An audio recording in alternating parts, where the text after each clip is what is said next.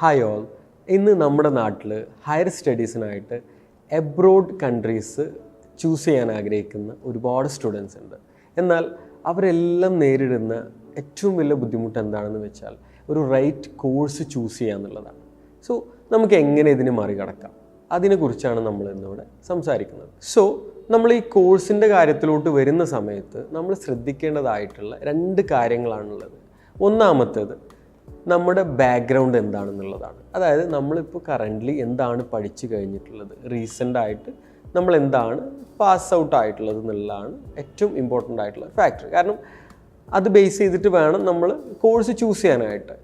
ഇനിയിപ്പോൾ ചില സ്റ്റുഡൻസ് ഉണ്ടാവും വേറൊരു ഫീൽഡ് പഠിച്ചിട്ട്, ഇപ്പോൾ സപ്പോസ് കൊമേഴ്സ് ഫീൽഡ് പഠിച്ചൊരു സ്റ്റുഡൻറ്റിന് സയൻസിലോട്ട് മാറാൻ ആഗ്രഹമുള്ള കുട്ടികളൊക്കെ ഉണ്ടാവും. സോ അങ്ങനെയുള്ള ഓപ്ഷൻസൊക്കെ അവൈലബിൾ ആണ് ത്രൂ ഫൗണ്ടേഷൻ കോഴ്സിലൂടെ. അതിനൊക്കെയുള്ള ഓപ്ഷൻസ് അവൈലബിൾ ആണ്. പക്ഷേ പ്രൈമറിലി നമ്മുടെ ബാക്ക്ഗ്രൗണ്ട് എന്താണെന്നുള്ളത് ആദ്യം മനസ്സിലാക്കണം. ദെൻ നമ്മൾ ഐഡൻറ്റിഫൈ ചെയ്യേണ്ടത് നമ്മുടെ passion, what ever it is.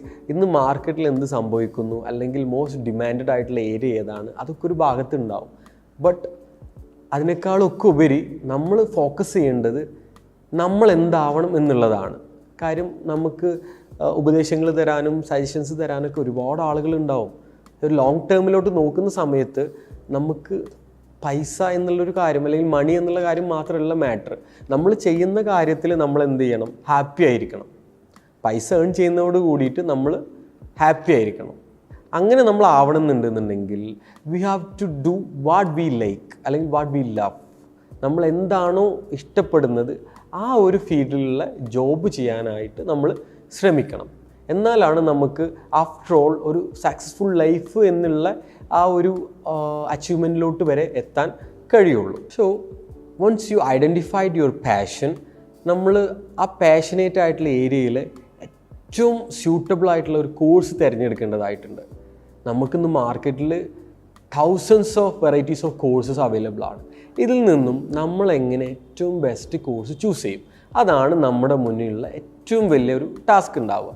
അതായത് ഒരു സ്റ്റുഡൻറ്റിന് മുന്നിലുള്ള ഏറ്റവും വലിയ ടാസ്ക്, എങ്ങനെ ബെസ്റ്റ് ഓപ്ഷനിലോട്ട് എത്തിപ്പെടാം. അങ്ങനെ നോക്കുന്ന സമയത്ത് നമുക്ക് കുറച്ച് കാര്യങ്ങൾ ശ്രദ്ധിക്കേണ്ടതായിട്ടുണ്ട്. സോ ഫസ്റ്റ് വൺ എന്ന് പറയുന്നത് റിസർച്ച്. Do your research. അത് യൂണിവേഴ്സിറ്റി വെബ്സൈറ്റ്സിലൂടെ ആയിക്കോട്ടെ, അല്ലെങ്കിൽ നമുക്ക് കിട്ടുന്ന ഒരുപാട് റിസോഴ്സ് അവൈലബിൾ ആയിട്ടുണ്ട് കോഴ്സസിനെ കുറിച്ചിട്ടും യൂണിവേഴ്സിറ്റീസിനെ കുറിച്ചിട്ടും കൺട്രീസിനെ കുറിച്ചിട്ടും ഒക്കെ. സോ ഏതൊക്കെയാണ് ഏറ്റവും ബെസ്റ്റ് ആയിട്ടുള്ള കോഴ്സസ് അവൈലബിൾ ആയിട്ടുള്ളതെന്ന് നോക്കുക.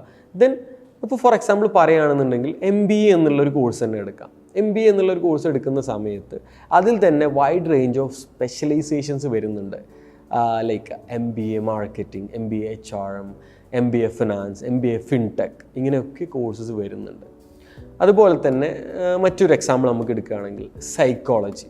സോ നമ്മൾ നോർമൽ സൈക്കോളജി എന്ന് മാത്രമാണ് കേട്ടിട്ടുണ്ടാവുക അധികം. സോ സൈക്കോളജി എന്നുള്ള ടൈമിലോട്ട് വരുമ്പോൾ clinical psychology, organisational psychology, sports, health and child psychology, ഇങ്ങനെ ഒരുപാട് വെറൈറ്റീസ് ഓഫ് ഓപ്ഷൻസ് അവൈലബിൾ ആണ്. അപ്പോൾ ഒരു ആസ് എ സ്റ്റുഡൻറ്റ് നമ്മുടെ പാഷൻ തിരിച്ചറിഞ്ഞു കഴിഞ്ഞാൽ നമുക്കറിയാൻ പറ്റും സ്പെസിഫിക്കലി നമുക്ക് ഏത് ഏരിയയിലോട്ടാണ് പോകേണ്ടത് എന്നുള്ളത്. സോ നമുക്ക് നല്ലൊരു രീതിയിൽ റിസർച്ച് ചെയ്ത് കഴിഞ്ഞാൽ ഏറ്റവും ബെസ്റ്റ് ആയിട്ടുള്ള ഒരു ഓപ്ഷനിലോട്ട്, അല്ലെങ്കിൽ അറ്റ്ലീസ്റ്റ് നമുക്ക് കുറച്ച് കോഴ്സെങ്കിലും ഷോർട്ട് ലിസ്റ്റ് ചെയ്യാൻ പറ്റും.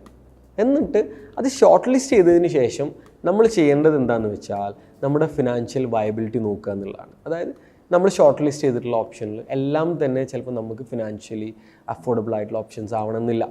നമുക്ക് നമ്മളുടേതായിട്ടുള്ളൊരു ബഡ്ജറ്റ് ഉണ്ടാവും, അതിൽ ഒതുങ്ങുന്ന അതിന് ഏറ്റവും മാച്ച് ചെയ്യുന്ന ഓപ്ഷൻ ഏതാണെന്ന് നോക്കുക. ഇനിയിപ്പോൾ ഫീസ് കൂടുതലുണ്ടെങ്കിലും don't worry, most of the universities are giving a huge amount of scholarship, depends on your academic merit. So നമ്മൾ ഈ ഫീസിൻ്റെ കാര്യം പറയുന്ന സമയത്ത് ചില യൂണിവേഴ്സിറ്റീസൊക്കെ ഹൈ എമൗണ്ട് ഓഫ് ഫീസ് ഉണ്ടാവുക. സോ അത് കാണുന്ന സമയത്ത് നിങ്ങൾ ഒരിക്കലും ഡിസപ്പോയിൻറ്റഡ് ആവേണ്ടതില്ല. ഫസ്റ്റ് ഓഫ് ഓൾ നിങ്ങൾ ചെക്ക് ചെയ്യേണ്ടത് എന്താണെന്ന് വെച്ചാൽ ചില യൂണിവേഴ്സിറ്റീസ് സ്പെസിഫിക് കോഴ്സ് ബേസ് ചെയ്തിട്ട് സ്കോളർഷിപ്പുകളും ഫീസ് ഡിസ്കൗണ്ടുകളും പ്രൊവൈഡ് ചെയ്യുന്നുണ്ട്. അതുകൊണ്ട് തന്നെ നിങ്ങൾ ഫീസിൻ്റെ കാര്യം ആലോചിച്ചിട്ട് ഡിസപ്പോയിൻ്റ് ആവേണ്ട സിറ്റുവേഷൻ ഇല്ല. ഒരു ഓപ്ഷൻ ഇല്ല എന്നുണ്ടെങ്കിൽ അടുത്തൊരു ഓപ്ഷൻ നിങ്ങളുടെ മുന്നിൽ അവൈലബിൾ ആയിട്ടുണ്ട്. ദെൻ നമ്മൾ ശ്രദ്ധിക്കേണ്ട ഒരു കാര്യമാണ് ഫ്യൂച്ചർ പ്രോസ്പെക്ട്സ് എന്നുള്ള ഒരു കാര്യം. നമ്മൾ പാഷനേറ്റ് ആയിട്ടുള്ള ഒരു കോഴ്സാണ് ചൂസ് ചെയ്യുന്നത്, ആ ഒരു ഏരിയ ആണ്, അതിലോട്ട് നമ്മൾ സം കോഴ്സസ് ഷോർട്ട് ലിസ്റ്റ് ചെയ്തു. ദെൻ നമ്മൾ ശ്രദ്ധിക്കേണ്ടത് ഓരോ കോഴ്സിനും അതിൻ്റെ കരിയർ പ്രോസ്പെക്ട്സ് എന്ന് പറയുന്നത് ഡിഫറെൻ്റ് ആണ്.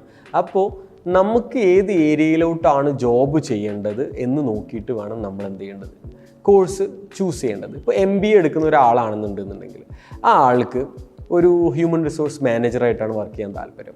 അയാൾ MBA മാർക്കറ്റിംഗ് എടുക്കുന്നതുകൊണ്ട് അയാൾക്ക് യാതൊരു യൂസും ഇല്ല. അയാൾ എടുക്കുകയാണെങ്കിൽ അയാൾ MBA HRM തന്നെ എടുക്കണം. അപ്പോൾ പറഞ്ഞു വരുന്നത് എന്താണെന്ന് വെച്ചാൽ, നമ്മൾക്ക് കിട്ടുന്ന സജഷൻസ് മാത്രം നോക്കിയിട്ടോ അല്ലെങ്കിൽ നമ്മുടെ കൂടെയുള്ള നമ്മുടെ ഫ്രണ്ട്സ് എടുക്കുന്ന കോഴ്സസ് നോക്കിയിട്ടോ അല്ല നമ്മൾ എന്ത് ചെയ്യേണ്ടത്, നമ്മുടെ കോഴ്സ് ഓപ്ഷൻസ് ചൂസ് ചെയ്യേണ്ടത്.